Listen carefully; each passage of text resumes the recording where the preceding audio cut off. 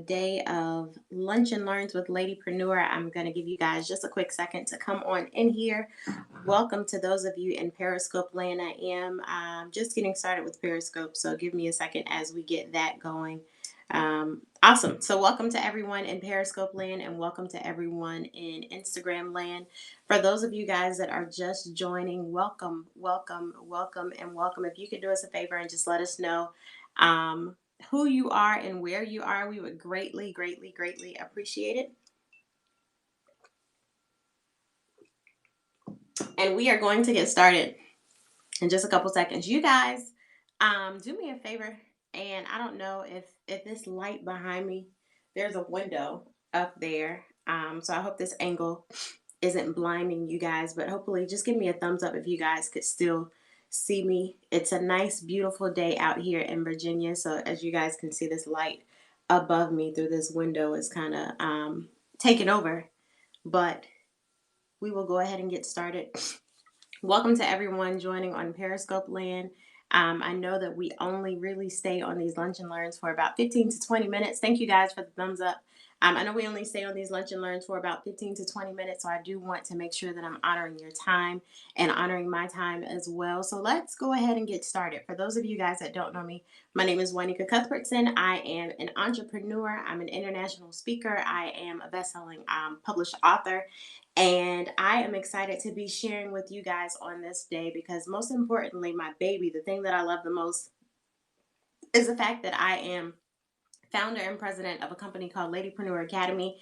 And we are a community of women in business that grow together, we learn together, and we earn together. And the reason why I really love this is that we're able to put a coaching and mentorship space in place in the market area, just in general, where we can have the accountability that we need to really push each other forward in business and make sure that we're actually holding each other accountable to accomplishing the things that we set for ourselves. So welcome to everyone that's just joining us. If you guys have paid attention, thank you, Swift Purchase, for the love on the post. Speaking of posts, if you guys are paying attention today, I put up a post that really talked about how you should not be valued based on the hours that you put in, but you should be valued on the value that you put in. And it hit me. I actually got a comment on that post, and which led into an inbox conversation that really said, "Well, I don't know how I should be pricing my services, and I don't know how I should be pricing my products in the marketplace." So let's talk a little bit about that today.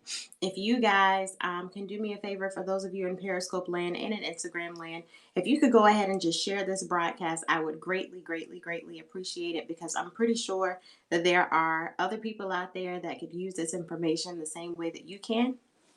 So let's go ahead and get started when it comes to just talking about our topic for the day, which is really figuring out how to price our products and services. So if you are an entrepreneur, whether it be full-time, part-time, or whatever, the way that you make money is by making sure that there's a transaction in place between money for goods and services. Now, a lot of times when we first get started in business, we don't necessarily know how much money we should exchange in that transaction for our products or our services. So I just want to talk to you guys really quickly about just the mindset that you should have when you're starting to think about how to price your products and how to price your services.